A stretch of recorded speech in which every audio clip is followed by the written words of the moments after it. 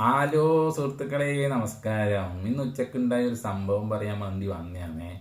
ഇന്ന് കുറച്ച് ആളുകളെ കണ്ടു. അപ്പം എന്നോട് ചോദിച്ചു, നിങ്ങൾ യൂട്യൂബെല്ലാം ചെയ്യുന്ന ആളല്ലേ, നമ്മളെ യൂട്യൂബെല്ലാം ഞാൻ കാണലുണ്ട് എന്നെല്ലാം പറഞ്ഞു. ഞാനിപ്പോൾ ഉള്ളത് കോഴിക്കോടാണ്.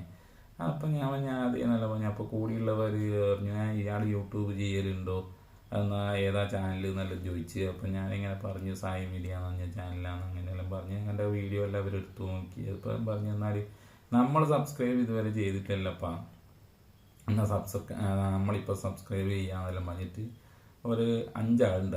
അഞ്ചാൾ എന്ത് ചെയ്തു എന്ന് വെച്ച് കഴിഞ്ഞാൽ സബ്സ്ക്രൈബ് ചെയ്തേ. എന്നിട്ട് ഞാൻ ചെന്നതിൻ്റെ സബ്സ്ക്രൈബേഴ്സ് കൂടിയിട്ടുണ്ടാവുമല്ലോ എന്ന് വിചാരിച്ചിട്ട് കുറച്ച് കഴിഞ്ഞിട്ട് വൈകുന്നേരം വീട്ടിലെത്തിയപ്പോൾ, അന്നേരം എനിക്ക് തിരക്കായിരുന്നു. വീട്ടിലെത്തിയ സമയത്ത് ഞാൻ എടുത്ത് നോക്കുമ്പോഴത്തേത് കാണുന്നില്ല. ഇപ്പം പഴയ സബ്സ്ക്രൈബേഴ്സ് തന്നെ കാണുന്നു. അതൊന്നും എനിക്ക് സംഭവം അറിയില്ല.